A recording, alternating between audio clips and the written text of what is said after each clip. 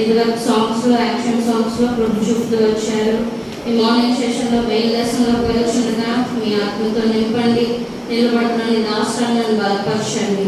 అయినా నీ సిల్వ చాటున మరుగుపరిచి మీ బిడ్డలతో మీరే మాట్లాడండి. చిన్న బిడ్డల ప్రభా అర్థమయ్యే రీతిగా ప్రభా అయాసే ప్రభా మోషే యొక్క జీవితంలో మాదిరిగా తీసుకుని మేము ఎలా ఉండాలనే విషయంలో ప్రభా ఈ బిడ్డలతో మీరే మాట్లాడండి. కృప చూపించమని ప్రార్థిస్తున్నాం. అయాసే ప్రభా దేవా శ్రద్ధగా వినడానికే కృప చూపించండి. అలర్చే ప్రతి చీకటి శక్తుల్ని ప్రభా బంధించమని ప్రార్థిస్తున్నాం. శత్రు కార్యాన్ని లయపరచండి. ఇక్కడ గడిపే సమయం ఆశీర్వాదకరంగా ఉంచండి. ఈ బిడ్డల్ని ప్రభు సమయానికి దగ్గర చేతులుగా పేర్కొంటున్నాం. ప్రత్యేకంగా నన్ను కూడా మీరే బలపరచండి. మీ దగ్గర చేతులకు నన్ను కూడా అప్పగించుకుంటున్నాను తండ్రి. కృప చూపించమని ప్రార్థిస్తూ సమస్తాన్ని కృపతో జ్ఞాపకం చేసుకొని మహిమకరంగా జరిగించమని ఏసే ఉన్నతమైన నామం ఉన్నతమైన గడికి పెట్టుకుంటున్నాం తండ్రి. ఆమేన్. ఓకే, మనం ఈరోజు థర్డ్ లెసన్ నేమ్ వచ్చేసి పస్కా. ఏంటి? పస్కా. లెసన్ నేమ్ గుర్తుపెట్టుకోవాలి. అండ్ లెసన్ లో వస్తున్న నేమ్స్ ఎవరెవరి పేర్లు వస్తున్నాయి అవన్నీ గుర్తుపెట్టుకోవాలి. ఇయర్స్ వస్తే ఇయర్స్ కూడా చాలా జాగ్రత్తగా మంచిగా గుర్తుపెట్టుకోవాలి. ఓకేనా? ఈరోజు మన లెసన్ వచ్చేసి ఏంటి? పస్కా. అయితే నిన్న ఆఫ్టర్నూన్ చెప్పుకున్నాం కదా. ఏం చెప్పుకున్నాం? మోషే అహరోను ఎక్కడికి వెళ్ళారు? ఐగుప్తులోనే ఉన్నారు. అయితే ఎక్కడికి వెళ్ళారు? పెద్ద ఒక టీచర్ ఇక్కడ ఉంటుంది. పెద్దలతో మాట్లాడిన తర్వాత వారు ఏం డిసైడ్ అయ్యారు? రాజు దగ్గరికి వెళ్ళి మాట్లాడాలని చెప్పి డిసైడ్ అయ్యారు కదా. మరి వెళ్ళారా రాజు దగ్గరికి? వెళ్ళినప్పుడు రాజు ఏం చేశారు? వినట్లేదు ఎవరు? ఎంతమంది వింటున్నారు? ఇదిగోండి చాక్లెట్స్ ఉన్నాయి. ఎవరైతే సైలెంట్ గా జాగ్రత్తగా ఉంటారో టీచర్స్ కేజీ పిల్లలకి 2 చాక్లెట్లు. కేజీ పిల్లలు కొట్లాడుకోకుండా ఎవరైతే డిసిప్లైన్ గా వింటారో వాళ్ళకి, గర్ల్స్ లో ఎవరు వింటే వాళ్ళకి, బాయ్స్ లో ఎవరు వింటే వాళ్ళకి. ఇంకంతే. జూనియర్స్ మీరు కూడా శ్రద్ధగా విన్నారు. అయితే రాజు దగ్గరికి వెళ్ళినప్పుడు రాజుని అడిగినప్పుడు రాజు ఏం చెప్పినారు? పంపిస్తాను వెళ్ళిపోండి అని చెప్పారా? ఏం చెప్పారు? నేను పంపించనని చెప్పాడు. ఇంకా వాళ్ళకి కఠినమైన శిక్ష ఏం చేశాడు? గడ్డి ఇవ్వకుండా వాళ్ళని రాజు చేయమని చెప్పడం, వాళ్ళ పనుల భారాన్ని కూడా ఎంతగానో పెంచుతూ వచ్చారు కదా. అయితే ఆ విధంగా ఉన్నప్పుడు మరలా మోషే ఎవరి దగ్గరికి వచ్చారు? బాధ వచ్చినప్పుడు ఎవరి దగ్గరికి వస్తాం మనం? దేవుని దగ్గరికి వస్తారా నిజంగా? Very good. అలాగే మోషే కూడా ఏం చేశాడంటే దేవుని దగ్గరికి వచ్చాడు. అయ్యా మీరు ఎంతమన్నారు? రాజు దగ్గరికి వెళ్ళాను. ఆ విధంగా వెళ్ళి అడిగినప్పుడు ఆయన రాజు తన హృదయాన్ని కఠినపరుచుకుంటూ వచ్చాడు.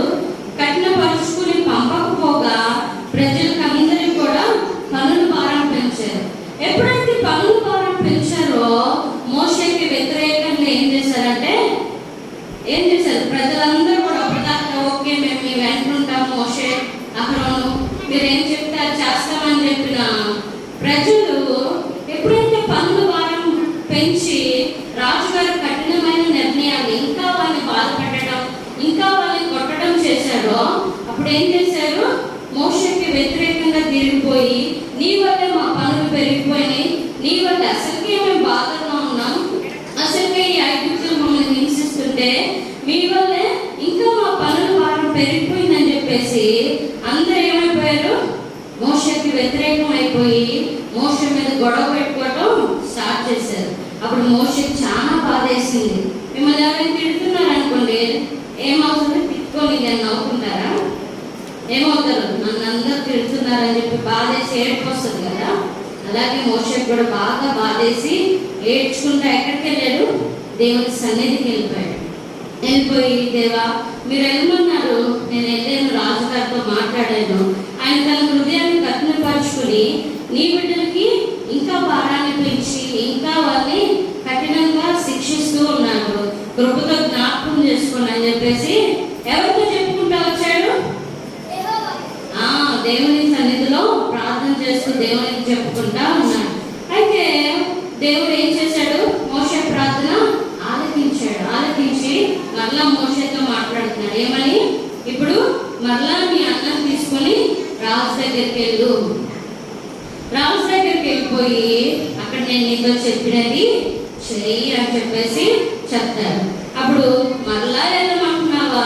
నేను వెళ్ళను అని చెప్పి చెప్పలేదు మోషే. దేవుని మాటకు విధేయత చూపించి మరలా ఎక్కడికి వెళ్ళాడు? రాజు దగ్గరికి వెళ్ళాడు. రాజు దగ్గరికి వెళ్ళినప్పుడు దేవుడు చెప్తాడు, నీ అందరి చేతిలో ఉన్న కర్రను రాజు ఎదుట వేయము అని చెప్పేసి చెప్పినప్పుడు ఆ విధంగా ఏం చేస్తాడంటే రాజు ఎదుట కర్ర వేసినప్పుడు కర్ర ఏమైపోయింది? పాము అయిపోయింది. ఇప్పుడు క్వశ్చన్, ఈ సూచక క్రియ నిన్న ఎవరి వద్ద చేశారు?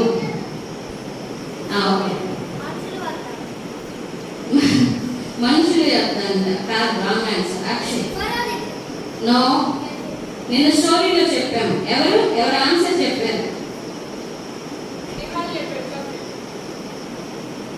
ఆన్సర్ గట్టిగా చెప్పాలి. కరెక్ట్ ఆన్సర్ ఎవరో చెప్పారు కానీ ఎవరో తెలియదు, కూర్చొని చెప్పారు.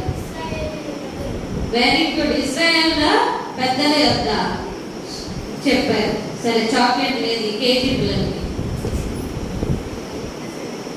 అయితే ఇశ్రాయేల్ పెద్దల ఎదుట ఈ సూచక క్రియ ఆల్రెడీ చేశారు. అయితే ఇప్పుడు ఎవరి దగ్గర చేశాడు? రాజు యొద్దనే చేశాడు. ఏమని? కర్ర వేయగానే ఏమైపోయింది? పాము అయిపోయింది. అయితే ఇక్కడ ఇంకొక విచిత్రం జరిగింది. ఏంటంటే ఎప్పుడైతే ఆ కర్ర వేస్తాడో రాజు దగ్గర కూడా అనేకమైన మంత్రగానులు ఉన్నారు. ఎవరున్నారు? మంత్రగానులు అంటే వాళ్ళకు కూడా కొన్ని మ్యాజిక్స్ తెలిసిన, ట్రిక్స్ తెలిసిన వాళ్ళ నుండి వాళ్ళు ఏం చేశారంటే వాళ్ళ మంత్రగానులు కూడా వచ్చి రాజు ఎదుట కర్ర వేసినప్పుడు ఆ కర్రలు కూడా పాములు అయిపోయింది. అయితే ఇక్కడ విచిత్రం ఏంటంటే ఏదైతే మోషే కర్ర పాము అయిందో ఆ పాము ఏం చేసింది? మిగిలిన పాములన్నింటినీ కూడా తినేస్తుంది. రాజు షాక్ అయిపోయాడు. ఇదేంటి, ఎక్కడైనా పాముని తినిద్దా? తింటుందా పాముని? తినదు కదా. అయితే ఏంటి ఇలా జరిగిందని చెప్పేసి షాక్ అయినాడు. కానీ అప్పటికి కూడా రాజు మనసు కరగలే. ఇంకా తనని కఠినపరుచుకున్నాడు హృదయాన్ని. ఏం చెప్పాడు? నేను ఈ ట్రిక్స్ అన్నిటికి పడను, వెళ్ళిపోయి నేను పంపించను అని చెప్పేసి చెప్పాడు. అప్పుడు ఏం చేశాడంటే మోషే మరలా దేవుని యొద్దకు వచ్చి ప్రార్థన చేసినప్పుడు దేవుడు ఏం చేశాడంటే, మోషే నువ్వు చింతించకు, నేను మరొక అనేకమైన సూచక క్రియలు నేను నీ ద్వారా చేయబోతున్నాను అని చెప్పేసి చెప్తాడు. అప్పుడు ఇంకా మరలా ఏం జరిగిందంటే మనకి వారికి ఐగుప్తు దేశంలో ఒక 10 తెగుళ్ళు వచ్చినాయి. ఏమొచ్చినాయి? 10 తెగుళ్ళు వచ్చినాయి.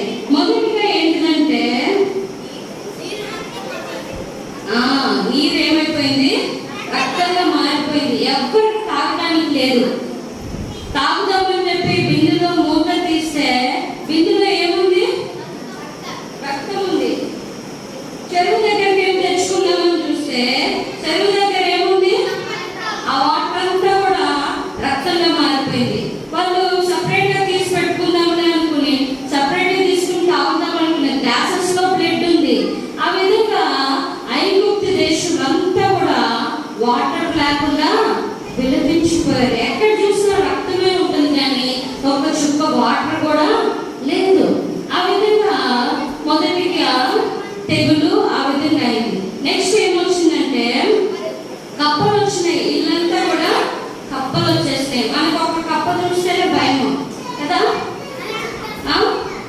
పట్టుకోము, అది ఎగురుతూ ఉంటే దాన్ని చూడగానే చిరాకు వస్తుంది కదా. అటువంటి ఒక కప్పతోనే పడలేమంటే ఎక్కడ చూసినా కప్పలు. భోజనం చేద్దామని గిన్నె తీస్తే అక్కడ కప్పలు ఉంటాయి. తర్వాత వాళ్ళు పనుకోవాలనుకుంటే బెడ్ మీద కప్పలు, వాటర్ తాగుదామంటే వాటర్లో కప్పలు. ఈ విధంగా వాళ్ళ ఇల్లులు అదే దేశం అంతా కూడా కప్పలతో నిండిపోయింది. తర్వాత పేర్లు వచ్చినాయి. హాస్టల్ నుంచి వస్తే ఏమొస్తాయి? పేర్లు వస్తాయి కదా. అప్పుడు మమ్మీ ఏం చేస్తారు? తీస్తారు. కానీ ఇల్లంతా పేర్లైతే ప్రాపర్ ఫుడ్ తినడానికి ఉండదు. ఎక్కడ చూసినా పేర్లు కుడుతూ ఉంటాయి, దొరద వస్తూ ఉంటుంది కదా, చిరాగ్గా ఉంటుంది. ఏమైపోయింది? పైనుంచి వడగండ్లు వచ్చినాయి. ఈ మధ్య న్యూస్ లో విన్నాం కదా, వడగండ్లు పడిపోయి కార్ గ్లాస్ విరిగింది, ఇలాంటి న్యూస్ విన్నాం కదా. అలాగా ఆ దేశం అంతా కూడా ఏమైపోయింది? వడగండ్లు వస్తూ ఉన్నాయి. తర్వాత మిడతలు వచ్చినాయి. మిడతలు వచ్చి ఏమైపోయింది? పంటంతా తినేసినాయి. పంటంతా మిడతలు తింటే వాళ్ళకేముంటుంది? వాళ్ళకేం ఉండదు, కరువు వచ్చేసింది. ఇంకా తర్వాత ఐగుప్తు దేశం అంతా కూడా చీకటి అయిపోయింది. డే తెలియట్లేదు, నైట్ తెలియట్లేదు. ఇలాగా 9 తెగులు వన్ బై వన్ అలాగా ఐగుప్తు దేశం అంతా కూడా ప్రాపర్ ఫుడ్ లేకుండా ఎంతగానో సఫర్ అవుతుంది. మనకు ఒక 2 years కరోనా వచ్చినప్పుడు ఎలా ఉంది? అందరు బాగా ఆడుకున్నారా? హాలిడేస్ ఇచ్చారని ఎక్కడో అక్కడ ఇంట్లోనే ఉన్నారు. పక్కింటి వాళ్ళతో మాట్లాడటానికి కూడా భయపడుతున్నాం కదా.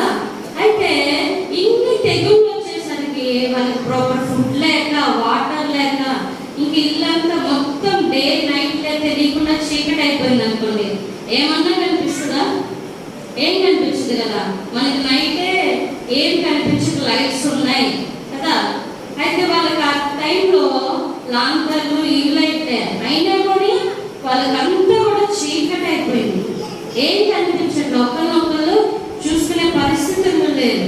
అటువంటి 9 తెగులతో ఎంతగానో అల్లాడిపోతా ఉన్నాడు.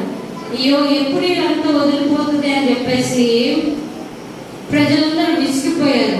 అయితే రాజు మాత్రం ఎలా ఉన్నాడు? తన హృదయాన్ని కఠినపరుచుకుంటూ ఉన్నాడు. ఏం చేస్తున్నాడు?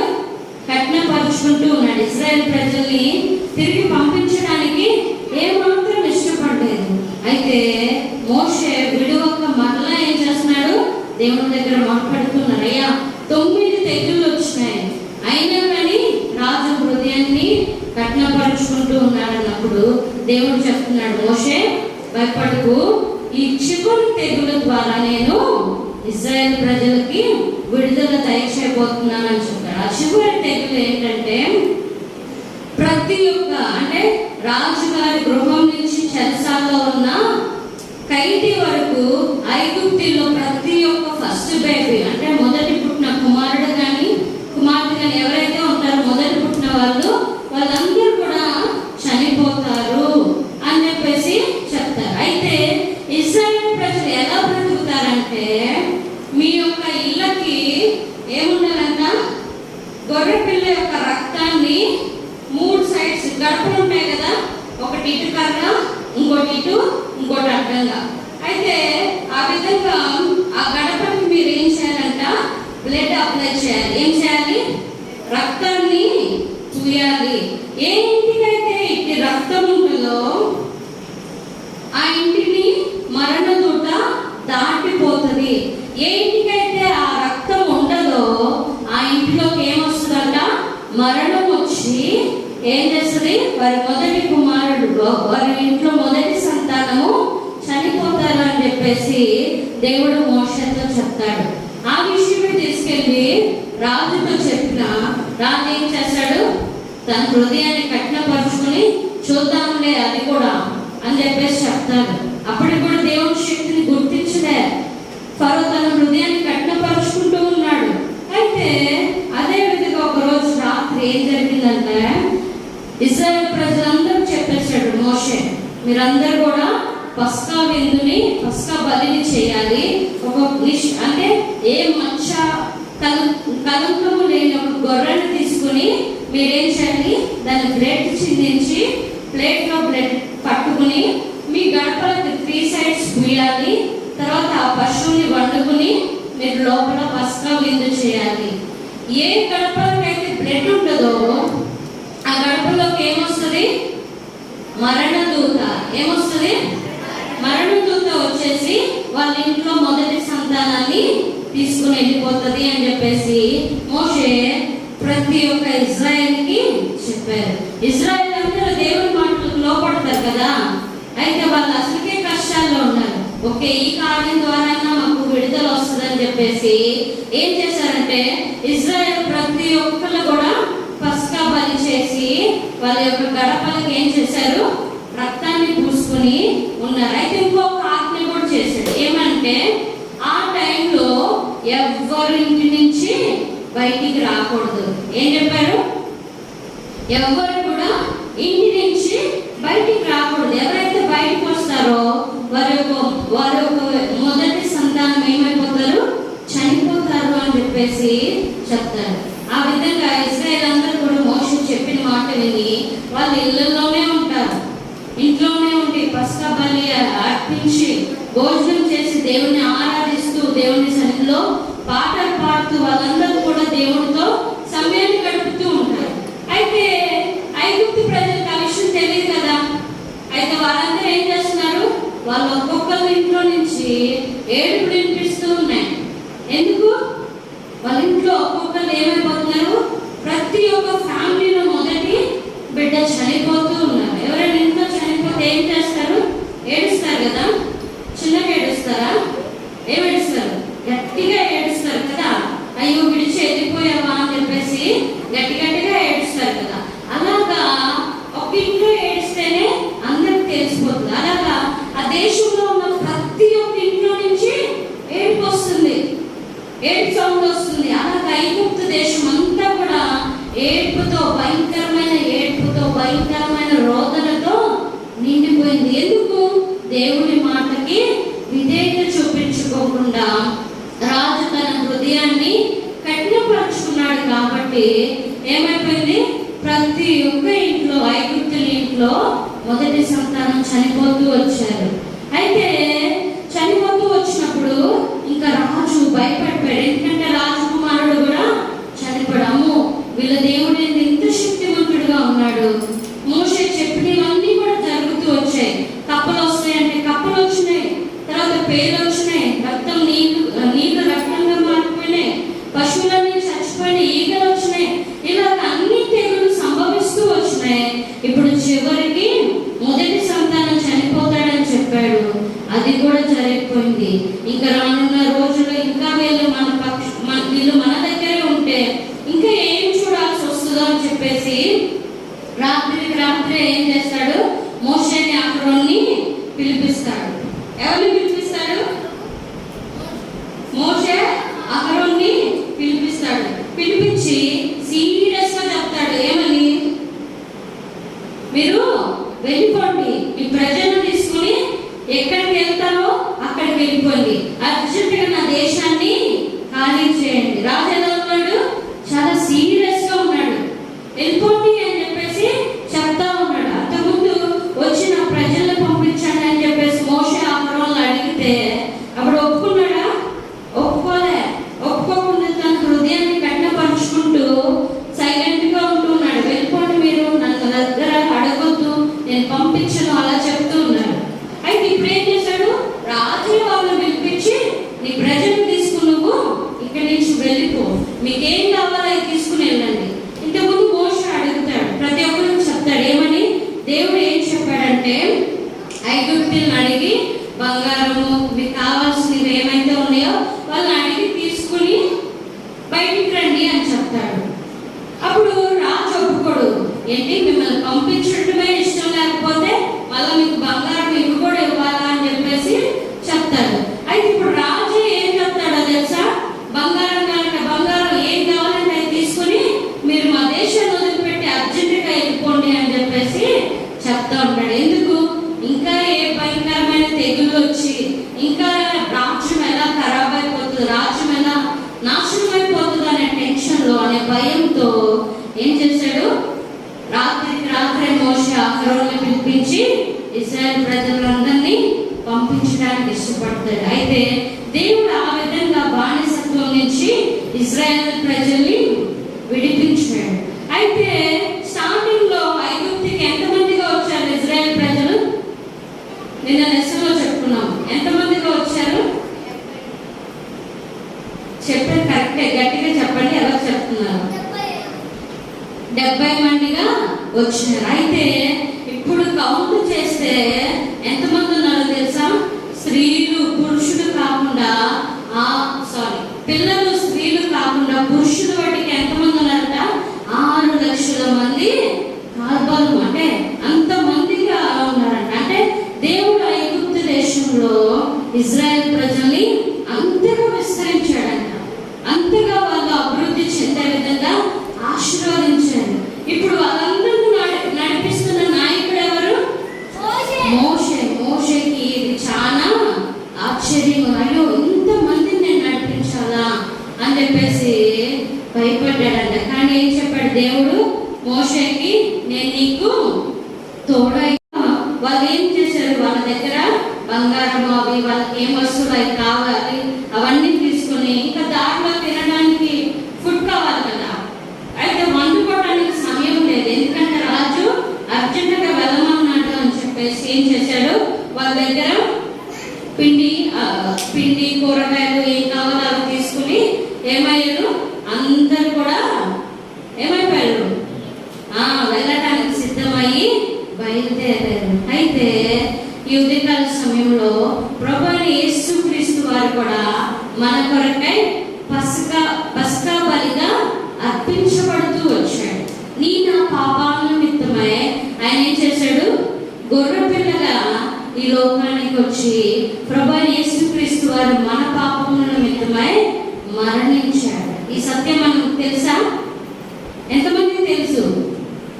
ఆయన కూడా ఆనాడు ప్రభువైన యేసుక్రీస్తు వారి లోకానికి రాకముందు మోషే యొక్క కాలంలో ఏ విధంగా అయితే పస్కా బలి ద్వారా వారు ఉన్న బంధకాల నుంచి దేవుడు విడిపించాడో, ఆ విధంగానే తల్లి గర్భంలో నుంచి వచ్చిన మనల్ని బంధకాల నుంచి, మనము మోసం చేస్తున్న జీవితం నుంచి, మనము అబద్ధాలాడే జీవితం నుంచి, తర్వాత మనం అల్లరి చేస్తున్న జీవితం నుంచి దేవుడు ఏం చేశాడు? మనల్ని విడిపించాలని, మనల్ని విమోచించాలని ఆయన ఒక పస్కా బలిగా మనం పుట్టక ముందే ఈ లోకానికి వచ్చి ఏం చేశాడు? మన కొరకై బలిగా అర్పించబడ్డాడు. ప్రభువైన యేసుక్రీస్తు వారి నిమిత్తం ఈ మాట చెప్తారు, ఇదిగో లోక పాపంలో మోసుకొని పోవు దేవుని గొర్రెపిల్ల. ఆయన ఒక గొర్రెపిల్లగా వచ్చి మన పాపాల నిమిత్తమే ఆయన ఏం చేశాడు? ఆ కలువరి సిరిలో మరణిస్తూ వచ్చాడు. అయితే పిల్లలు, మనం ఏం చేయాలి? ఎవరైతే వారి చిన్ని పెదవులతో, మృదువైన పెదవులతో ఏం చేయాలి? అబద్ధాలు చెప్పాలి కదా. పాట నేర్చుకున్నాం కదా. ఏంటా పాట? మర్చిపోయారా? అబద్ధాలు చెప్పకూడదు. చెప్తారా? చెప్పకూడదు. ఎవరైతే అబద్ధాలు చెప్తారో వాళ్ళు దేవుని పిల్లలు కాదు. ఎందుకంటే అబద్ధికులు అందరూ కూడా ఎవరి ఫ్రెండ్స్? ఎవరి పిల్లలు? సాతాను పిల్లలు. ఎందుకు? స్టార్టింగ్ వాడే అబద్ధాలు చెప్పింది కదా. ఏమని చెప్పాడు? తినకూడదు అన్న పండుని ఏం చేయమన్నాడు? తినమన్నాడు. ఇది మంచిగా ఉన్నది, ఇది తింటే మీ కళ్ళు తెరవబడితే అని అబద్ధాలు చెప్పి మోసం చేసి ఏం చేశాడు? అవ్వ ఆదాము తినేటట్టు చేసి పాపాన్ని తీసుకొచ్చాడు కదా. అయితే మనం వాడి మాట వినాలా, లేకపోతే మనల్ని ప్రేమిస్తున్న యేసయ్య మాట వినాలా? మనల్ని ప్రేమిస్తున్న యేసయ్య మాట. మరి వింటున్నారా? మీరు వింటున్నారా? ఎన్నో వీడియోస్కి వస్తా ఉన్నాం కదా, లెసన్స్ వింటున్నాం, సండే స్కూల్స్కి వస్తున్నాం. అయితే మనము ఏం చేయాలని చెప్తుంది బైబిల్? మన పాపములను ఒప్పుకొని వాటిని విడిచిపెట్టాలి అని. మరి విడిచిపెట్టారా? పెట్టారా? Very good. ఎవరైతే విడిచిపెట్టారో వారందరూ కూడా దేవుని యొక్క కుమారుడు కుమార్తెలుగా చేయబడతారు. అయితే ఎవరైతే ఇంకా పాపంలో ఉన్నారో వారి దేవుడి ఉదయకాల సమయంలో ఆహ్వానిస్తున్నాడు. దేనికి? మిమ్మల్ని కూడా ఆయన కుమారులుగా, ఆయన కుమార్తెలుగా చేయడానికి. మరి ఆయన కుమారులుగా కుమార్తెలుగా చేయబడాలంటే మనం ఏం చేయాలి? మనం చెప్తున్న అబద్ధాలు మానుకోవాలి. నెక్స్ట్, మోసం చేయకూడదు, దొంగతనం చేయకూడదు, ఇంకా డిసోబీడియన్స్, అవిధేయత చూపించకూడదు. మోషే ఏమైనా సనుకున్నాడా? ఏం ప్రభు ఇన్నిసార్లు వెళ్ళమంటావు అని అనుకున్నాడా? లేదు. అన్ని విషయంలో ఒక పక్క ఇజ్రాయెల్ ప్రజలే అతన్ని ఫోర్స్ చేస్తూ అతని మీద సనుగుతున్నా కానీ వాళ్ళ మాటలు ఏం పట్టించుకోకుండా సంపూర్ణంగా దేవుడి మాట వినడానికి ఇష్టపడ్డాడు. మనల్ని కూడా దేవుడు చెప్తాడు ఏమని? దేవుడి మాటకు విధేయత చూపించాలి, తల్లిదండ్రుల మాటకు విధేయత చూపించాలి, పెద్దవారి మాటకి విధేయత చూపించాలి, వాళ్ళ మాట వినాలి అని చెప్పేసి చెప్తున్నారు. మరి వింటున్నామా? ఒక్క అబ్బాయి ఉన్నట్టున్నాడు ఇక్కడ VBS లో. నాకేమో చాలా మంది కనిపిస్తున్నారు, వాయిస్ మాత్రం ఒక్క అబ్బాయిదే వస్తుంది. మిగిలిన వాళ్ళందరూ కళ్ళు తెరిచి నిద్రపోతున్నారా? అయితే మనం నిర్లక్ష్యంగా ఉండకూడదు. దేవుడు మనకి సమయం ఇస్తున్నప్పుడు ఎవరైతే దేవుని మాటకి విధేయత చూపించి నిజంగా వారి పాపములు ఒప్పుకుంటారో వారందరూ కూడా ఏం చేయబడతారు? దేవుని కుమారులుగా కుమార్తెలుగా చేయబడతారు. ఆ పరలోక రాజ్యంలో, ఆ నిత్య రాజ్యంలో ఏమవుతాం? మనం చేరడానికి ఆహ్వానము దొరుకుతుంది. అలాగే ఆ రాజ్యంలో ఆ తండ్రితో మనము సంతోషంగా ఉండొచ్చు. సంతోషంగా ఉండాలా? ఏడవాలి అని ఉందా మీకు? మరి సంతోషంగా ఉండాలంటే ఎవరి యొద్దకు రావాలి? దేవుని యొద్దకు. అంటే చర్చికి వస్తే సరిపోదు, లేకపోతే VBSకి వస్తే సరిపోదు. మీకు హృదయంలో ఎవరికి స్థానం ఇవ్వాలి? యేసయ్యకి. మరి ఎవరైతే ఉదయకాల సమయంలో ఈ మాట ద్వారా, ఈ లెసన్ ద్వారా ఎవరైతే యేసయ్యకి మీ హృదయంలో స్థానం ఇవ్వాలనుకుంటున్నారో వాళ్ళ హృదయపూర్వకంగా ఏం చేయాలా? ప్రార్థన చేయాలి. మరి మోకాళ్ళ మీద పోద్దామా? ఓకే, 1 2 3. నేను కౌంట్ చెప్పడం కూడా అయిపోయింది.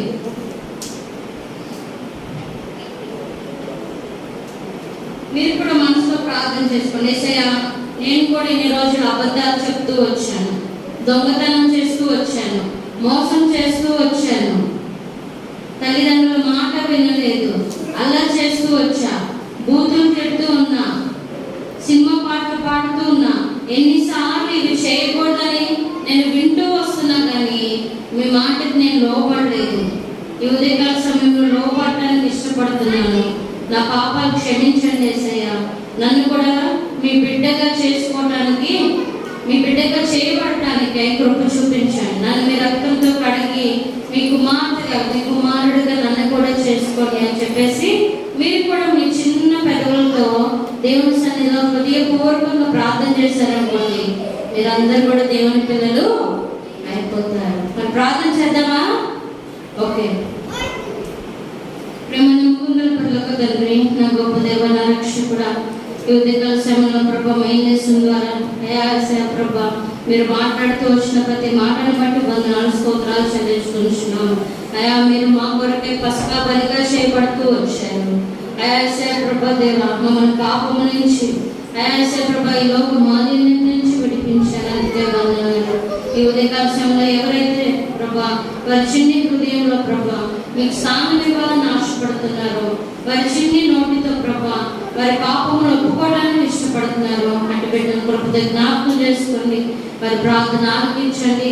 అటు తీర్మానం మీద స్థిరంగా అయా ఉన్నట్లుగా కృప చూపించమని ప్రార్థిస్తూ, తర్వాత గ్రూప్ డిస్కషన్స్ లో ప్రభా క్లోజింగ్ లెస్ లో మీరే సహాయం చేయమని సమస్తాన్ని దయగల చేతికి అప్పచెప్పుకుంటూ యేసే ఉన్నతమైన నామమున నాకు వినయంగా అడిగి వేడుకొంచున్నాం తండ్రి. ఆమేన్. నిన్న